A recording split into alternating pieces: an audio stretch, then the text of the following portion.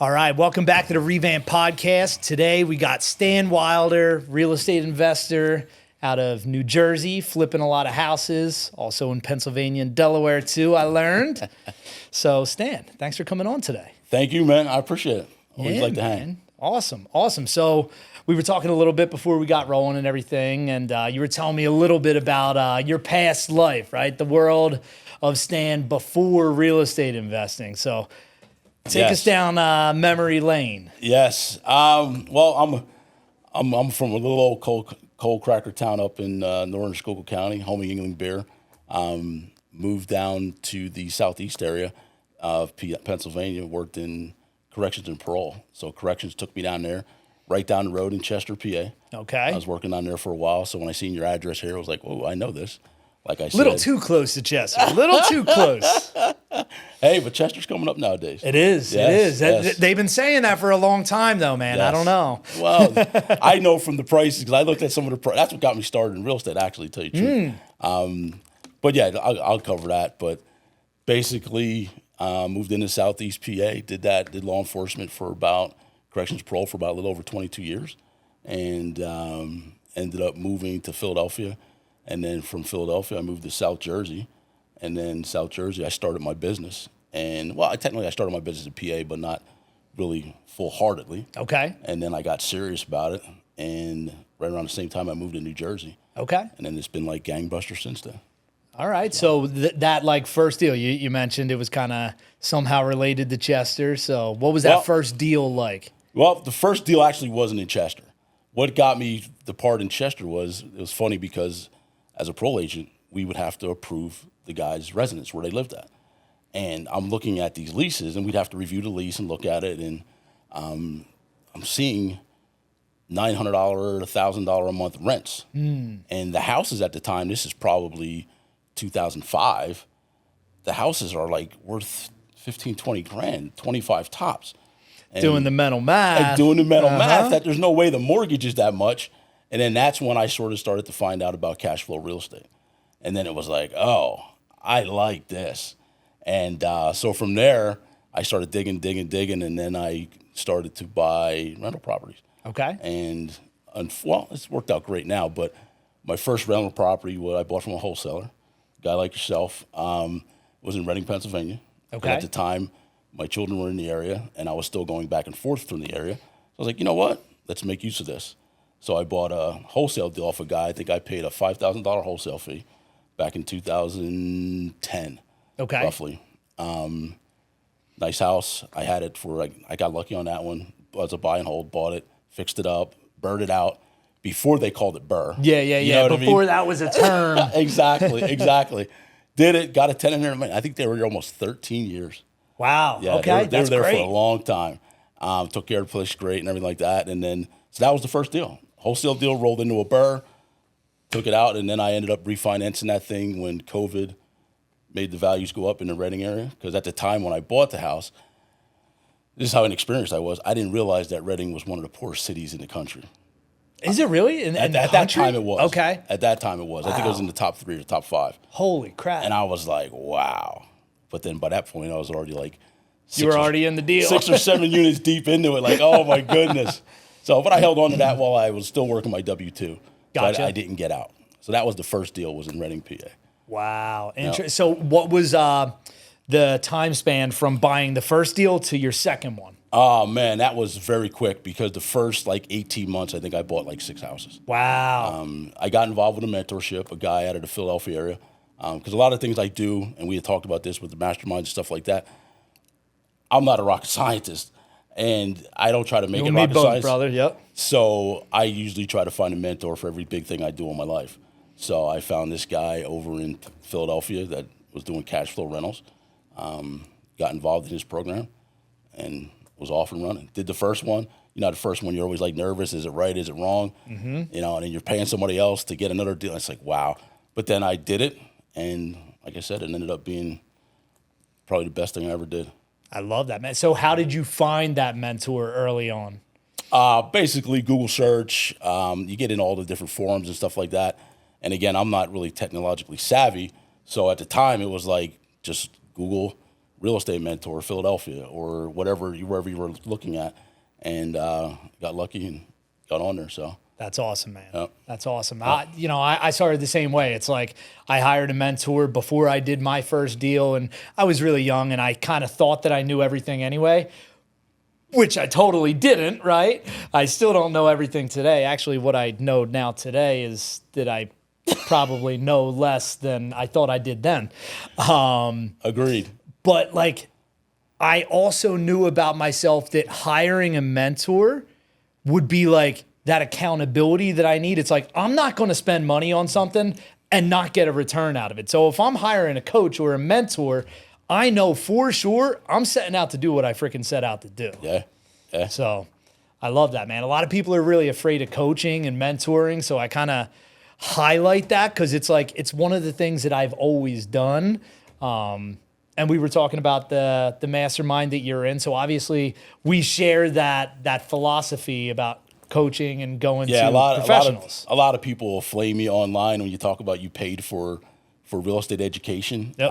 Because you can get everything for free, Stan. What are you doing? You're a sucker. Exactly. What would you, if you just tried to throw a dart at it, what do you think your ROI has been on coaching and masterminds? Oh, man, I couldn't even tell you because there'd be so many different factors to it. Because like we talked about with your networking, you're building your network, you're building your net worth, let alone the money you're making, and just you learn so much more. Yep. And you're and with my mastermind and with yours, it's nationwide. Yep. So it's not specifically local to Pennsylvania or New Jersey. It's spreading all over, and you can go as far as you want, or stay as local as you want. Yep. So to put a return on, I mean, one time I did, because the very first flipping mentor, because there was a separate mentor, that in itself was just it was probably close to 1,000%. I mean, so love that. And at that point, I was man, you're a real sucker. Yeah, exactly. You know, at that point, I was convinced after I had proof of concept. It was funny because one time, even my wife, when we were going through it, she was like, "You sure about this?" And then like, "Yep." And then after the first couple deals, then I started sinking my own money into deals, and then it just took off from there. And it's like, can you put a return number on that? Heck no, of course not. And then now where I'm at now, it's like, oh Lord, Yep. I'd pay double. Yep, absolutely, absolutely. All right, so let's go back. That was a little sidebar there, but so you got up to, what'd you say, 8 rentals, like in the first like 18 months or so, roughly, because I kept just doing the BRRRR, refinancing them, getting the money out, going back in, do it again, and it was a pretty fertile area up there. So and again, the prices were very low. Yep. Probably, I don't think I paid more than $30,000 for a house back in 2010, 2011. So I did that, and then what sort of gave me pause was I was still working a cushy W-2. Right. And you know what they say about that? It's like it gives you comfort. Yep. It does. Some people call it security, but it just gives you comfort, and you don't get out of your comfort zone. Mm-hmm. So then that, I sort of fell back for a little bit, and then I started to discover, like, you know what? Instead of making a couple $100s a door, let's look into bigger chunks of cash. Let's get into flipping. All right. So started to try to figure that out, and at that time, that show was big. Was it called Flip This House? Okay. Yep. So I was like, wow, this is how they do it, whatever. And then it's never like it is on TV. Yeah, it seems so glamorous, right? Exactly. And I'm like, trying to figure out how does it really, really work, and then naturally, dug into a mentor or whatever, and then started going down that path. And then it was like, all right, let's make, $30,000 over 4 to 6 months instead of $200 a month. Yep. And that's who's not going to want to do that if you're willing to get in. So I started with that. Don't tell a lot of people, but my first flip was a flop. Really? I went against everything my mentor told me. I think it was because I was just eager to do it. So on paper, it was a deal. It was great. I let somebody, it was outside of my comfort zone for my radius, for my distance. It was over an hour and a half from my house. Ooh. At the time, it was in Jersey, but I was in PA. Got it. So it was out that way. I got out of my scope of work. I let the contractor talk me into adding a dormer, and we didn't need it. And then we ran into architectural plans and all that other stuff, which we know how that works. Mm-hmm. And in the end, the property got sold, but it drug out way over almost like 12 months, which holding costs ate up all the profit, everything like that. It ended up, the guy was crazy story, man. the guy ended up foreclosing on a whole bunch of properties with the lender, and mine was one of them that he was going to do it on, but I'm a glutton for punishment, and I wanted to see it through to the end because I was still learning this whole flip process. Yeah. And we got through to the end. Lost some money on paper, and on my pocket I lost some money, but up here it was tremendous value. Wait, so who was trying to foreclose? What do you mean? The lender, it was a hard money lender, but private lender, but you know how it goes on. Why? Why would Well, you because weren't it was defaulted, going so long. right? I wasn't defaulting, but he knew we were so far behind, and we were so like on the verge of not. It wasn't getting this thing looking done. good. Exactly. Got it. So he stepped in, and it was like, "Hey, look." And then the backstory to it was there was like the reason why he did step in, which I'm glad he did, and I'll be grateful to him to this day. We're still friends. He had 9 other properties that he had to foreclose on from the same person that sold him these. And it was like, these are the same people I got tied in with. So I seen it through to the end. It flopped. We lost money. I sat back, licked my wounds a little bit because I had the W-2, and I still had the rental properties, cash flowing greatly. And that was around 2012 because that was right around the time I met my wife, who lived in New Jersey at the time, which still does. So I was doing that. We got done that, and I licked my wounds, like I said, and then about 2016, I got the itch again. Okay. And I was like, all right, this is when I'm going to get serious. I'm going to get serious into it. And the guy who I got into my next mentorship program, who we both know, and thick-headed again, told myself I'm not going to buy in. I can do this. I'm not going to pay all this extra money, whatever, blah, blah, blah. Did a little bit of a boot camp kind of thing. Didn't do it. And I'm thinking, oh, there's some kind of secret sauce to this. There's got to be, whatever. Gave it 6 months. I told myself, give it 6 months. If you don't do it, write the check and get in. Well, it didn't happen. And I went back and I did it that following spring. And then from there, because that was by the spring, it was 2017, the following year. And April 2017, I started and haven't looked back since. Dude, that's incredible. Yes. That's incredible. Yes. So let's go back to that first deal, the first flip in 2012. So when you said that you went against some of the things that your mentor at the time kind of like advised you on, what were some of those things? Within your backyard, within 30. Okay. The same stuff you would find basic if you did a basic online search. Within 30 minutes of your house or in your backyard. So, because you're going to be on project, on site a lot of times. You don't want it to be a drain going there back and forth or whatever. Like I said, it was an hour and a half. The scope of work, the original scope of work we had, if we would have stayed where we were, we would have been in and out so quick, it would have been ridiculous. But then we said, nah, let's add a dormer, let's add square footage, let's add a bedroom. And then it just started to turn. And it was like, oh, man. But it was all stuff that, like, if you looked back on the deal right after it, you didn't, like, if you didn't do the things you did, adding a dormer, adding square footage, and you just stuck to the original scope of work, the deal would have worked and it would have, made more sense and been profitable, essentially? Oh, okay. Yeah. Oh, yeah. And the joy, the benefit of that is, like, and I love dealing with hard money, is when people underwrite your deal with you, it's a second set of eyes. Yeah, second set of eyes. That's a confidence builder that you're on the right track. Yep. And I remember having lunch with the lender, and we talked about it, and because it was one of my first deals, that's why we had lunch together. And he was on board with it. He's like, this is what we're going to do. This is how we're going to do it. Boom, boom, boom, boom, boom. And then we did something else. Yep. So totally initially, understand. It was penciled out, by me and the lender himself, and the contractor. Everybody was on board. This is what we're going to do. This is going to make money. Boom.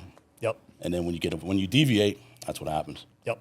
Totally understand. So now to this day, I don't really deviate too much. That's even the as way. an experienced flipper, I try to stay away from it. Well, that's because you're experienced, that you know better, right? Yeah. It's so easy. Man, I'm tempted all the time. The story I was telling you with here, right? I deviated like crazy from the plan, from the scope of work. And, it's so easy to justify in so many ways. Like my justification to myself here was, well, I'm going to be here every day. Yep. And, it's only an extra 15 here. It's only an extra 20 here, but that starts compounding really, really quickly, Yep. Yes, so it does. Experience. Yep.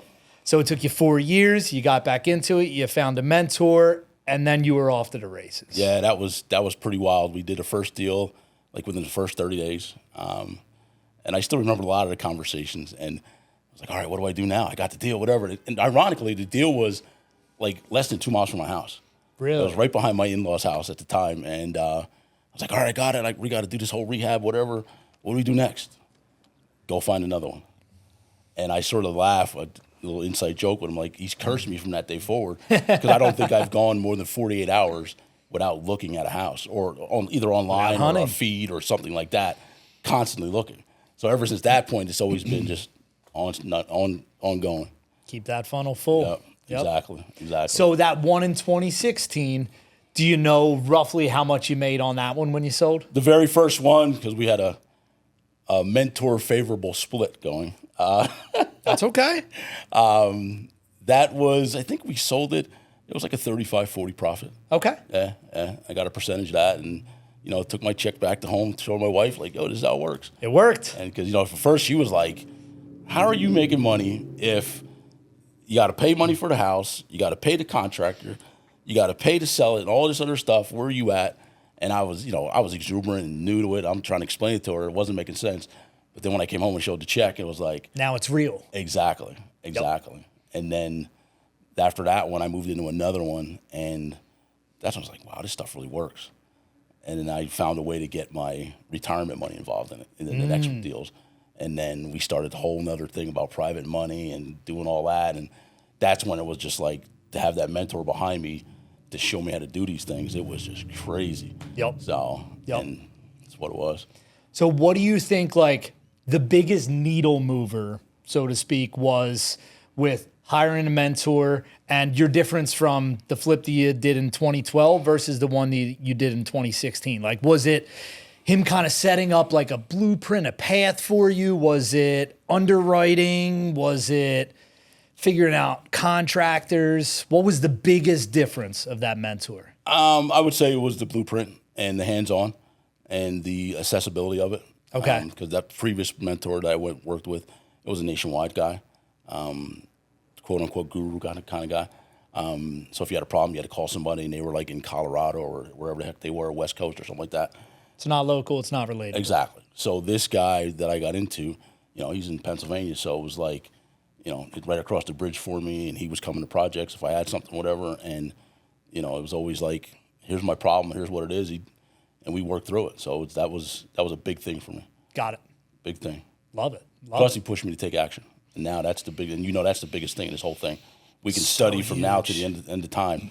If you don't apply it, it's not going to work. Yep. So yep. That was everything. I love that phrase. I'm going to mess it up, but it's something along the lines of like imperfect action beats perfect inaction every time or something like that. Every day. Yep. Every day. Yep. I love that. Yep. So takes off like wildfire, but at this point, 2016, you're still working your W-2? Well, the flip was in 2017. In 2016, late 2016, I left my W-2. Okay. And so you did that parallel to being like, yes. Hey, I'm taking on this venture. Because I knew where I was going. I was like, if it doesn't pan out, this is what I'm doing next. I'm taking that big leap, writing a check, and going to make it happen. And, like we talked about, if you're paying for something, you're going to get your value out of it. And it ended up, being way more than what I put into it. So, but that's next level. That's beyond just paying for it. That's like taking the real, like you're burning the boats. It's, I don't have that safety net anymore. I don't have that comfort. So this has to work. Yeah. I love that, man. Yeah. So, and that combined with, I already knew how to buy rental properties. I was learning how to buy flips. So it was like, I felt comfortable. I had something to fall back on, worst case scenario. Yep. And heck, at the time, I was a little bit of a younger man, and I could have, get back into workforce also. But that wasn't my thought process. It was like, we're going to make this work. And, the first year was a little bit of a struggle, but, financially, it was a little bit of a struggle, not much. And then after that, the second year, and it just grew every year. The first year we did, because it was April, so we had 8 months left in the year, I think I bought 6 properties the first year. Okay. Under my mentor. And incredible. And it was crazy. And it was like, wow, this is what you do. And like, and then that's how it stayed like that for a while until I started to branch out on my own. Wow. So let's talk about like the construction side of it, like, because that's where so many people struggle, right? Yeah, that's the tough part. I believe the first year I fired 4 contractors. for various reasons. That's not bad. 6 projects, only fired 4 guys. It's not bad at all. Get them early. Don't let them hang around too long. Get them early. So, but yeah, that's the key piece of a lot of this. Because, you always have the back end value, you have your offer, but right in the middle, that middle cog is the rehab number. And everybody has to be on the same page moving forward. Yep. So, yeah. So in general, like when you're trying to hire any contractor, like do you typically have a GC that runs the whole project, or do you hire all the trades individually and kind of manage it yourself? Like you kind of act as the GC? Well, to start out, because I was brand new and inexperienced, I used a GC. It was like, let's just, instead of dealing with 5 different subs, for HVAC, for plumbing, for electrical, for whatever, let's just deal with a GC, have that one phone call on Monday instead of calling 5 different people. And then that's how it worked for the first probably year and a half. Okay. And then from there, it started to spread out a little bit. As I started to gain more experience, I started to tweak it a little bit. And then I started to move towards, all right, making connections with subs myself and then supplementing, maybe where there was a gap with a GC. Yep. Because from what I see, at least over in New Jersey, a lot of it is, it's not the old school GC from back in the day where this was a guy swinging a hammer all the time and the guy that was doing all the building. The GC has subs that do a lot of the work, and they do a couple things, and then that's how it works. Yep. So it was like, you're at the mercy of, they may give you a 12-week timeline, but they're at the mercy of making the subs be there. You know what I mean? And as we know, the subs run their own business and they're doing their own thing. And after I started to catch on to that a little bit, I was like, all right, let's start making some connection with some subs. I got a couple guys I've been working with for the last, they've been around now. This is year number 2024, going on year number 7, 8. And some of them have been with me almost 6 years. Dude, that's fantastic. Yeah. Love that. So I started making some of those connections. And then when I reach out and I talk to a contractor, I let them know, hey, look, if you don't have it, let me know. And I can try to use my contact connections and we can figure it out, and a lot of times it works. Sometimes it doesn't, but I just try to make it work. Okay. So fast forward to now, like in the last year or two, like what is your average? How many deals are you doing in a year now? It's tough for me to say because like on average, I was doing, prior to this year, I was probably doing 13 to 15 houses a year, purchases. And then they'd sell throughout various times of the year. So I pretty much predicate do my calculation on what I buy, because eventually they're all going to sell. Yep. So I was averaging probably 13 to 15 flips after I got into some mastermind stuff, whatever. I leveled up out of the original mentor into the mastermind, leveled up my deal number flow. So, but now this past year, I think today, probably as we speak, I'm signing one somewhere. Because I have a deal closing. It's like deal number 17 or 18. And we're in July. Okay. So, and then last year I did like 15. So if you look back over the last year to year and a half, probably like around 30 projects, 33, something like that. Yeah. So it's a lot. Yeah, it's kind of crazy. So it's a perfect segue into the fact that you're doing more now, which most people, whether we're talking about like retail or on the investment side, would definitely say that this is the most challenging real estate market that's existed in a long time. So how are you still like crushing it in this market? Like what's the differences to you? I just stay in the game. I stay in the market, like, with networking and referrals, staying in contact with wholesalers, agents, whatever. And, the big word now is relationship building throughout the industry. And I try to maintain contacts with people. Like this year of those 17, 18, I think it's probably a third between wholesalers, referrals, and MLS deals. That's the other thing. People swear you can't find any deals on the MLS. Mm-hmm. Okay. Yeah. Just keep on believing that. And then we'll now you're not going to find an abundance of deals, but they're out there. We've done a deal. We're with your company on an MLS deal. I was just sitting there, and nobody was after it, and that's how it works. So what was that deal? Because you said it was on the MLS for a while, right? But you didn't even see it. You didn't even notice it. You want to go down that road? Oh, well, we're going down that road, baby. Because that is a whole nother conversation. But no, it was through your software with Revamp 365. By the way, is it Revamp or is it Revamp? Revamp, yep. All right, Revamp 365. I've been following you for years, and I think at one point I was on the software and off it, and then this past year I got back on when you retweaked everything. Yep. And when you're dealing with a real estate agent, they send you feeds. Yep. And you give them your criteria, your buy box, and then you try to get stuff, whatever. That particular feed, for some reason, I started to say, let's look in Bucks County. Because now my buy box, once the inventory dropped, mid-COVID, when all the inventory dropped, I started spreading from my typical 3-county area in New Jersey to Pennsylvania. And I didn't really want to do a lot of Philly because it's so big and dense, because you got to know where you're at over there. And I expanded to Delaware County and Bucks County. Okay. So, and I really wasn't finding anything. And then the deal that I found on your software, it fit my parameters. And that thing you have with the construction delta was just crazy that you could add it in there. And I'll be honest, when I first seen it, I was like, that can't be right. This is just chasing thin deals again. There's no way this is going to work. Because some of the ARVs don't work out. I mean, but you have no control over that. It's just, it is what it is. So this one came up and it fit the parameters of what I put in there. And I was like, let me double check this thing again. And I ran it against my comps, what I came up with whatever you had in the software.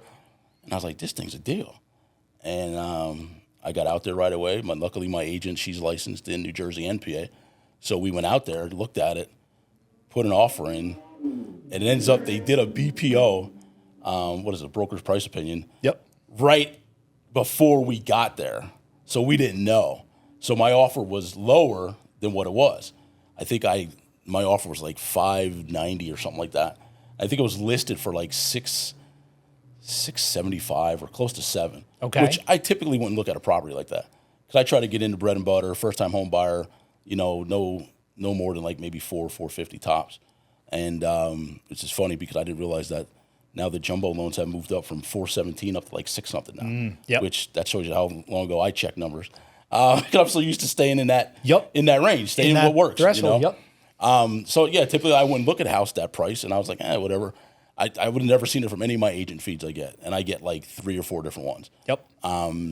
So I looked at the software, double checked again, rubbed my eyes, double checked again, and this is it. So I went out, made an offer like $590, whatever, and they were like, nah. BPO came back at whatever it was, $640, and they wouldn't take a dime less than 95%. And it ended up being like $612. Okay. And I was like, oh, man. And I had to have the heart-to-heart to wife, like, all right, are we doing this or not? Because the value was there on the back end. And that thing ended up, it's not, we're still working on it now. Matter of fact, I just received word today we got it. Because it drew out because it was a foreclosure and a short sale kind of thing. Got it. And so we didn't end up closing on it till I believe, was it June or something like that? Okay. And I had found this like back in April. We just got word that we're going to close up the walls. Permits are all approved, so we're going to have it on the market hopefully within 30 days. But when I bought it, it was projected to list at like $950 or $1 million. And I'm probably going to be all in at like maybe $750 or less. Beautiful. Yeah, so I'll be on your software I love that. For a long time. I love that, man. For a long That's time, awesome. man. Real estate investors, if you're looking for your next deal, you need to check out revamp365.ai. Whether you're looking for a deal to flip or to rent, or even a deal to wholesale, we got you covered. You know what type of deals that you're looking for, so why are they always so hard to find? Well, to put it simply, traditional real estate marketplace platforms weren't built for you. They were built for homeowners. Revamp 365 was built by investors for investors. Build your buy box and instantly filter entire markets to find the precise properties that you're looking for. You can browse wholesale and MLS deals. You can run comps and access all data even if you're not a licensed agent. If you are a licensed agent, you're going to close more deals because you can set up buy boxes for all of your investor clients. You can upload and sell your off-market deals. And most importantly, you're going to set deal alerts so you never miss a deal that matches your buying criteria. Look, you know that missing one deal in the investment world can cost you tens or even hundreds of thousands of dollars. But you probably don't have 80 hours a week to invest in underwriting every single deal that comes on the market to be able to see if it's a fit for you. This is your solution. Go to revamp365.ai/podcast today for a special lifetime offer that we're only making available here. Normally, plans are $100 or more per month. And if you ask any of our members that have closed 1, 2, or multiple deals, they'll all tell you the platform paid for itself for 20 years with the first deal that they did. So for a limited time, you can go to that link at revamp365.ai/podcast to get a lifetime offer to access this software, saving you a boatload of money, and even better, giving you opportunity to find your next deal today. But don't wait, we won't keep this available forever. Go check it out, revamp365.ai/podcast. Yeah, and the beauty of that thing again is, hard money was used for the purchase, second set of eyes. They seen the value just like I did, and it was like, boom, done deal. So that just tells me right there I was on the right path. So that's the thing. I love that, man. Yep. I love that. It's the best testimonial I could ask for right there. I love that. Success, right? Yeah. Success. Yeah, man. But seriously, right? So it's like, it's not just that, and it's not just relationships. It's all of it, right? Yeah. Keeping that funnel full is a job. Oh, yes. Oh, yes. It's a job in itself. It's if you're not trying to fill it, you're not going to go far. Yep. You're going to get sporadic deal flow. And when you have sporadic deal flow, you have sporadic income. That's right. And it's like, when you're sitting there asking yourself, why don't I have anything going on? You're like, you have nowhere to look to other than your funnel. Yep. So it's part of it. So what's your average rehab like? Like the projects that you look for, are they typically like full rehabs or lighter cosmetic type stuff or mix of both? When I started, if you had 4 walls and a roof or even half a roof, I would buy it if I can get a discount. Because if the numbers work, the simple Mayo method, 70% roll or 75 for a higher price one. If it would fit, I would buy that. Okay. Didn't matter. But then what I started to realize through experience is bigger rehabs take longer times. More people got their hands in it with inspectors, codes, and everything like that. And it was like, all right. And more things that can go wrong. Exactly. A lot more things that can go wrong. So I think it was 2021. I lost some money on some projects. And it was like, you know what? It was an eye-opener. Let's change that buy box up a little bit. And so I started tamping down the amount of rehab I was doing. I think at that point I was probably averaging like 85, maybe 80, 85. Okay.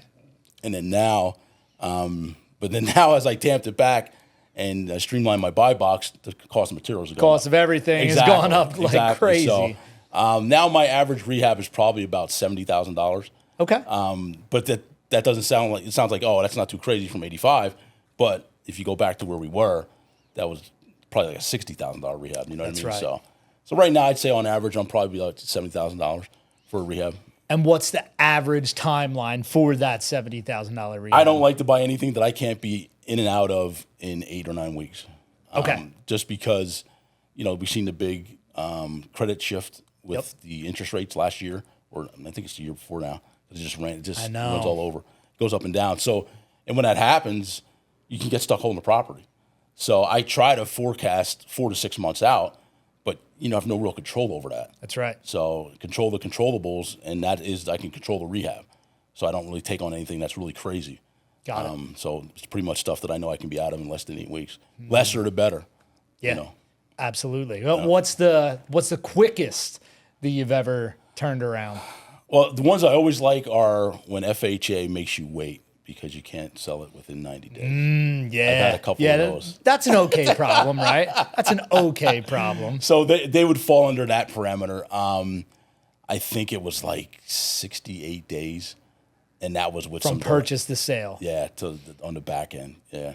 Love it. I love ones like that because, you're in and out, rotate the money, get it back in. Yep. Absolutely. All right. But on that one, I will tell you, now you got to look at the inverse of it. The longest one, I think I've been like 21 months.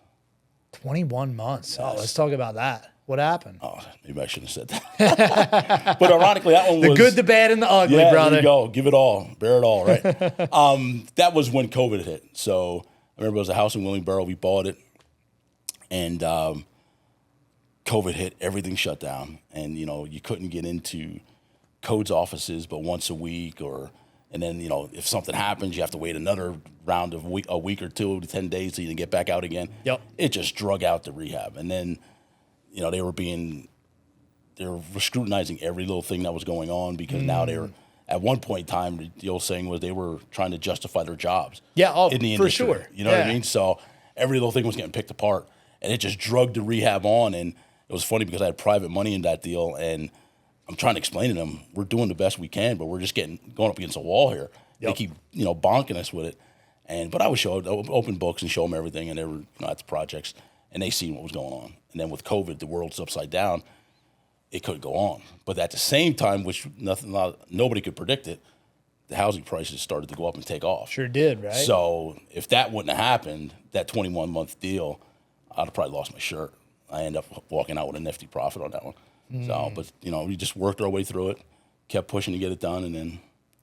So it wasn't that like the scope of work or the budget got away from you necessarily. It was more so just all the other crap and getting hung up. Yeah. So what was do you remember what your proposed budget was for that? Man, that thing, I bought it for 80. It was supposed to be like a 60 to 65 budget, I think it was. So we were going to be all in for like 150, and we were supposed to sell, I think, like low 240, 250 maybe. Okay. Something like that. What it ended up being is bought it for the 80. Wholesaler, by the way, made out on that deal. Yeah. And bought it for 80. I ended up sticking in about 70, a little more maybe. Okay. Just in the rehab itself. And then holding costs, you add on to that because 21 months, it just added up. Sure. But then ended up selling for like $315. Beautiful. So whatever I ended up losing on paper on the holding costs, I made up for on the appreciation. Yep. So, and it was sweet. And then from that point on, it was just, you got to keep that stuff in mind as you move forward. That's right. That's right. And you're absolutely right. The frustrating part is there's so many pieces of that it's like incalculable. Exactly. Right? Exactly. Who could have predicted COVID? Nobody. Exactly. Who could predict that prices would go up when that happened? Nobody. Yep. Right? Yep. I remember I bought a flip. Literally, I closed on it like that April when COVID started and everything shut down. And it was kind of the same thing. I went to apply for permits. Nobody was at the office. Yep. Right. And so the house was in Havertown. So after like a few weeks of nobody getting back to me, I was just kind of like, look, it's a cosmetic rehab anyway, man. I'm going. So here's the irony, right? For a month, nobody could open like my permit docs and get them approved for me. Don't you know, day number 2 that we're there working, the township was able to come by and put a fucking stop work order on the door. It's like, you guys aren't working to approve me, but you're working to shut me down. Make it make sense, Make it make sense. Yeah, man. That's how it works. But that's how it works. Same thing. I mean, I think I projected selling that thing in the low 5s, and I sold 630 or something. Yeah. It took longer, We're not going to complain. Yep, that's right. Yep. But couldn't have predicted that. That wasn't skill. That wasn't I did a good job. That was the market took care of me, you know? There you go. The market took care of me. There you go. So what do you think about on the inverse of that? Like, do you think there's going to be a time coming in the near future? So many people are talking now, crash is right around the corner. Values are going to plummet. The sky is falling. What's your take? I'm not qualified enough to say that. Well, no one is, and that's what makes you qualified. I just look at sooner or later it's going to come down, and like you touched on earlier, in some areas people are like, "Oh, our market's terrible." I know in South Jersey where I'm at, the appreciation has held pretty much. We're probably within 3 to 5%, if not higher than where we were pre-COVID. So we've been climbing slowly, and we're staying there. So until I see, and I used to always tell friends this, until I see rehabbed houses sitting on the market for a long period of time with multiple price reductions, and I'm not talking about the ones that are ridiculously priced to start. I'm talking about a realistic price. Until I see that, there's nothing's going to change. Now, will it change? I think it will. Some people say election time's coming up. It may change then, but we hear that every 4 years. That's right. So it's just an up and down thing, and it's hard to forecast. So, but do you forecast anything into, so if you're looking at a property now, and let's just say, well, I mean, you just bought one, right? That is a higher price point than you normally do. But how do you like factor that in? Do you at least say like, well, if values were to drop by 10% or something, because I shoot for an 8-week rehab, this is going to be a 12-week rehab, so I need to have more of a buffer in there, or what are you doing on your analysis? Sometimes what I'll do is on the back end, I'll knock maybe 5% off what I think the ARV might be, the after repair value, just to say, hey, look, if we lose 5% on the back end, how will this affect me in the deal? Yep. Because by that point, I've already bought the deal. Right. And if it sort of makes sense, then I'm a little bit of a cavalier, and I'm like, let's go, we're doing it. Love it. And then luckily, so far, that hasn't really come into play. So, Love it. And hopefully it doesn't. Because I hate to speculate on ARVs when I buy a house. I don't look at it like, hey, it should sell. It's going to sell for $350. I have comps to prove. And a couple of my lenders will actually ask extra questions, and I'll actually provide them some comps like, hey, look, this is where it's at. And then it's like, okay, cool. Yep. But some people say, all right, if it's $350, I can get $375. Right. And then base their numbers off to $375. And I You think get that into is trouble totally there. crazy because if you don't hit that $375, Now you're in trouble. it's coming out of Hip National Pocket. Yep. And, I don't, Hip National Bank, not Pocket, but. It's so much safer to look at it and be like, okay, it's going to get $350, and if it gets $375, I'm thrilled. I made an extra $25, but I'm not banking on that. Exactly. Not banking on it. Exactly. So, one of the things as like being a wholesaler, right? Like I hate even having the conversation with people about ARVs, because it's like, it's so subjective, right? Like even if you and I are both looking at the same property, we have different ideas, different visions. So we're going to have a different scope of work. We have different contractors, which of course is going to in turn affect what we're projecting the ARV to be as well. So it's totally subjective.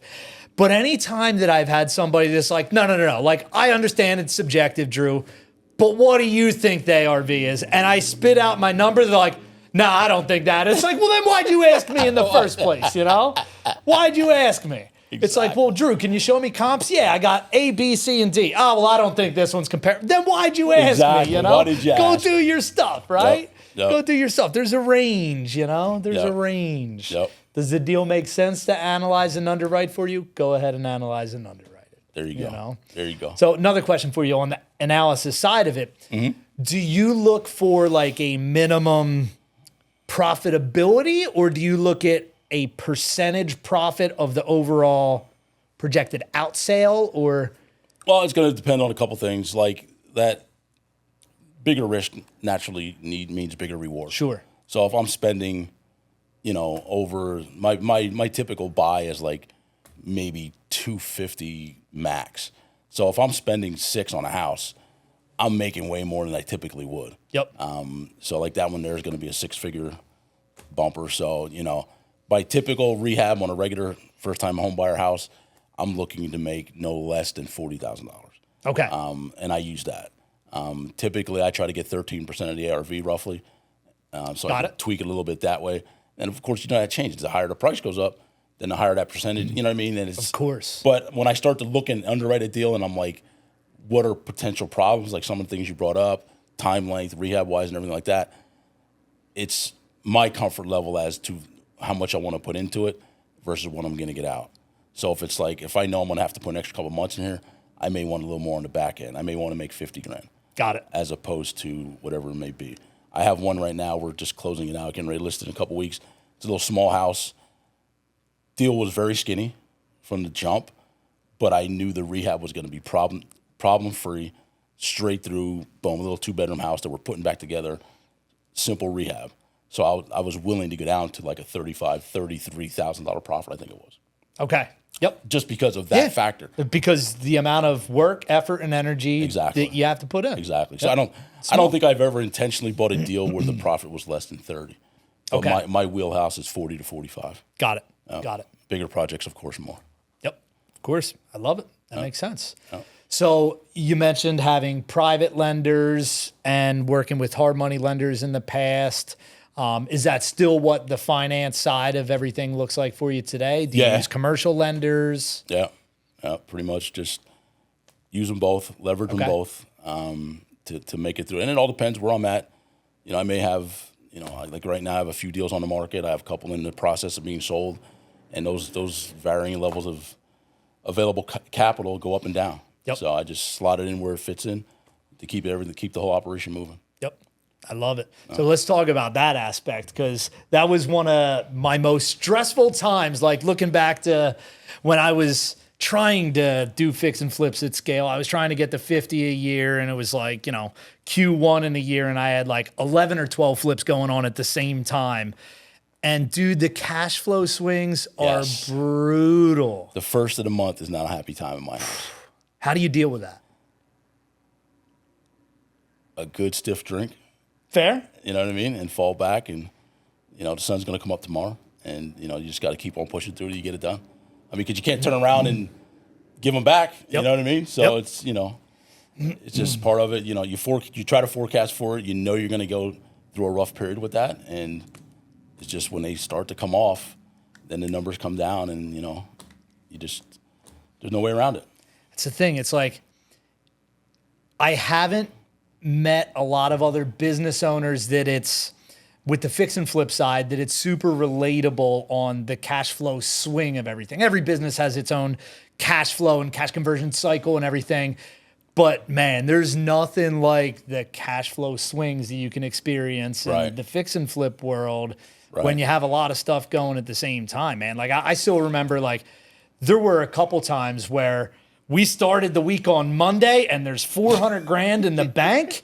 And by Friday, I'm like, dude, I don't know how we're going to make payroll, you know? Yeah. And it's like, it's hard for someone that doesn't understand the industry to wrap their head around that. Because on paper, we're profitable. Once we sell all these things, we're sitting pretty, man, you know? But right now, it's like, I don't know how I'm making payroll. Like, that's stressful. It could be. Yeah, very is. One of the things for me was, in the beginning, a lot of it, I try to gear it towards private individuals as my private lenders. And the way I structure them, there's not a lot of monthly payments going on. So that helps. But then as I started to want to scale up and grow and do more deals, I had to start bringing in hard money to backstop some of that stuff. And then, you know, hard money, they're not rolling monthly payments nowhere. They're getting theirs on the first. So then it's like, all right, then you try to structure it a little bit where you can have private money cover some of that. It doesn't cover the whole thing, but it can help. It can bridge that gap. Exactly. Because that's the thing with the hard money lenders and the commercial lenders, as opposed to private, is cool. Even like a lot of the lenders that I still use today, they'll fund 100% of the rehab, but you still have to float that until they give you the draw. You know? So it can get out of hand real quick. It's like, you know, you got 3 projects, you got to put out 50 grand on each one of them till you can get it back. Then you're waiting for an inspection. You're waiting for them to approve it. And it takes 3 days to hit your account, right? Because you're waiting for, you know, at least with me, I want to get to a certain point in the project before I pull the draw out. Some people do it where they hit a certain financial number, then they want to pull it. I don't. I want to get a certain milestone where, like, you can see the progress of work. And that way, there's no question about how much money I'm getting back. On the draw schedule, anyway. And that's worked out pretty well for me. But then, like you said, once you hit a delay and you can't get to that point, which for me initially it's drywall. Once we get drywall on, I like to pull the draw out. Then that way, I get a good chunk of money back. But if you hit a delay, it's like, come on, man, we got to get through this. I know I have like tens of thousands of dollars tied up in this project. And then you're looking at your bank account, like you said, and you're like, oh man, where am I going to make this? But it's like, but then 3 days later after it hits, you're fat Willie. Like, we're good. We're good. We're good. I don't have to worry about anything. Couple more days. There you go. You know, you buy another deal and then you're right back on the swing again. So there's some stress involved, but damn, it's sweet when you sell, right? And you can look back and. Oh yeah, definitely. What was your like most satisfying flip that you've ever done, or a favorite project? Well, my mentor introduced me to IRA investing, doing flips in your IRA and stuff like that, and it was just crazy. I got a deal and put my lenders through there, ran it through there, and it was almost a 6-figure profit. It went in the IRA. Beautiful. And, it's like, you know, that's money I'm not going to be able to touch for another at my age, probably another 6 years. But it's like, hey, I don't need it. Not that I don't need it, but it's just, But you can touch it. You can lend it back out. There you go. Of course. I mean, I physically put it in my Right. bank account. Yep. But it's sitting there ready for me when I reach my age of withdrawal, and it's like, holy cow. You know what I mean? So that deal was fulfilling. And then once I've learned how to do that now, I'm beating that thing up pretty good. That's sweet. But the flip of that is, usually you reward yourself after every success, to keep you motivated. And me and the wife usually go out and have a steak dinner or something like that. And we're sitting there, and I'm like, oh, we did this. And fat check went in there, but I have nothing. I'm actually out of pocket because I'm paying for the steak dinner. Yeah, right? But it's a good thing, though. It's a Yeah. good thing. So, What has fueled you to keep going and keep growing and keep going to groups like your mastermind and everything and want to do more? that's a good question. It started out my whys were to provide for the family, the financial freedom, like we talked about, Yep. trying to get away from that. But then it just turns into there's a passion for it, and it's just like you just want to do more, you want to do better, and you just want to keep improving upon what you're doing. And people ask me all the time, how long are you going to keep flipping? I really don't know because I enjoy it. I may get to the point where I only do 2, 3, 4 a year, enough to just keep me active. But, until that point, it just keep on going. I love that. Yeah, I love that. Just what it is. It's just, So it's the improvement. yeah, and I like to see what I can accomplish. Because I'm the kind of guy, I've been told I'm like a concrete thinker, so I want to see it first before I actually venture out and do it, or raise the bar per se. So like where I'm at this year, where I'm gonna probably finish out, I'm projected to finish around 25, and then it's like, all right, let's see if we can do that again before we start raising the bar to 50. Yep. You know what I mean? Have proof of concept, sort of. 100%. And that's how I look at it, and then it's like, all right, take it from there. Dude, that's fantastic. That's fantastic. So are you still buying rentals like parallel to the fix and flip No, stuff? the crazy part, man, that's where I started at with the rentals, and I loved it. But then I stopped buying, like I told you at the beginning of the story. And when I started up my flipping business, and everybody always says you should keep one out every 3 or 4, whatever, I was just so hell-bent on just flip. Everything got flipped. Even if it was a rental property, it got flipped. And for me, honestly, over the last 7 years, that's been great. Yeah. You know what I mean? It's worked. Make money and keep on moving. Keep There's a rotating lot to the be money. said about the focus. Exactly. Right? So- Focusing on one thing. But then when I started looking at, because then when you start making more money, you start running the tax things. And then you're like, oh, snap. When you start writing them checks to Uncle Sam, you're like, how do I get away from this? Yep. And everybody's like, you got to buy rentals. You got to do this, you got to do that. So by the time I started looking at rentals, taking a serious hard look at rentals, and my mentor at the time, he had rentals, but I just never was like, nah, we're flipping. And that's when everything took off with the price the values. So now it's pretty hard to beat the burr out of property. Yeah, to cash flow. Yep. Exactly. Unless I just want to park my cash there and just leave it there. Which might not be a bad move, though. all You're depends probably on- getting clobbered. Right. And then it all depends on the property. Right. But to burn one out with a DSCR loan, it's pretty hard. Yeah. But it can be done. Yep. So it's like situations like that. So Totally understand. Yeah. Is it something that if prices level out, I won't say go down or anything, but is it something that if it gets more feasible to cash flow on paper? Before you that- even finish, yes, definitely. Okay. Gotcha. Definitely. Gotcha. Okay. So other than that, like what's next for you? What are you excited about in the next 6 months to year? Trying to see where I can take this thing. Like I said, I'm at like 17, 18 now. I got the rest of 2024 to go. And I know the way I do things, it's going to be well over 25 or whatever, which was my 3-year goal 2 years ago.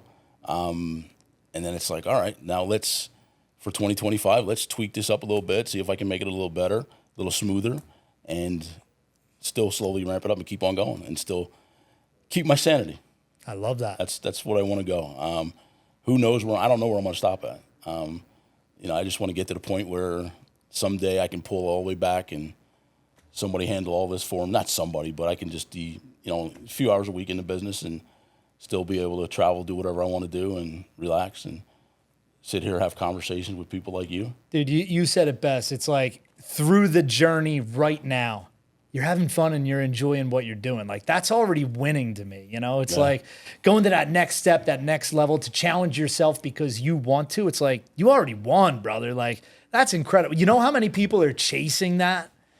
You know? Yeah. And it's so easy to, once you actually get to where you aspired to be, to still not be happy and enjoy the process, right? Everybody's searching for that finish line and forget to enjoy the process. It's like, Yeah, there's a lot of times I got to remind myself of that. yeah, You know, somebody the other day told me I'm a volume flipper. And I'm like, no, I'm just a guy looking for the next couple flips. Because I want more. You know what I mean? I always try to push it. But then I have to remind myself sometimes, like, yo, you don't have to buy everything. You don't have to, be always in it. But then I'll look back and be like, well, you did buy 17 or 18 in the last 6 months. So it's like, all right, you can maybe slide through this day or a couple days, whatever it is. But you have to look back. I definitely have to reflect sometimes, like, hey, look, I'm doing all right. Yeah. And I'm still saying, still like it, still have a passion for it. Let's keep moving forward. It's incredible.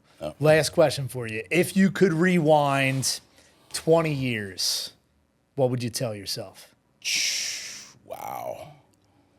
Did they have mentors 20 years ago? Probably. Okay. Yeah, 20 years ago, I told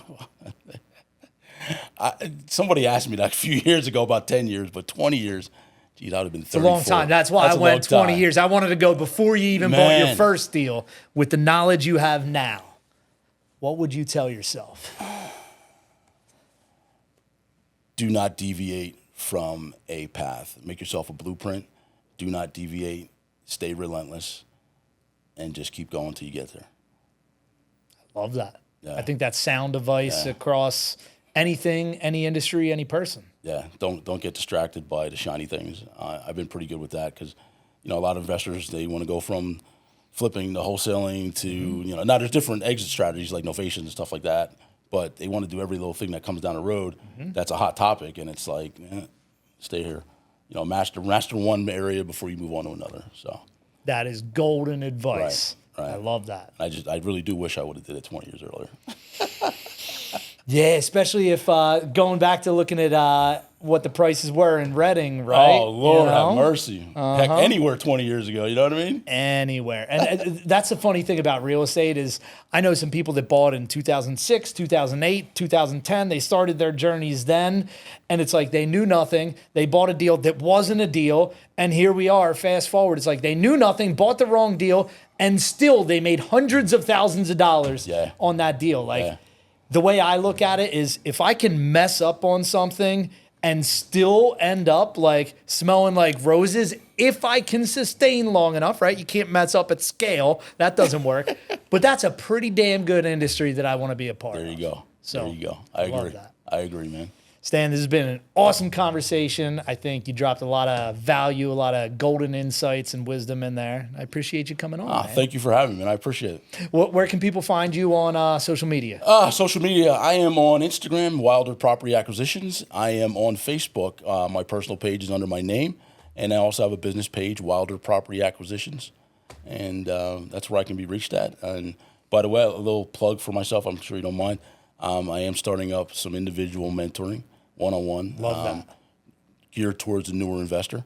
I got tired of hearing people pitch me deals that didn't make sense, and I just want to get people set off on the right foot. So reach out to me, either on Facebook or Instagram, and let's have a conversation. That's incredible. We'll drop a link in the description. All right.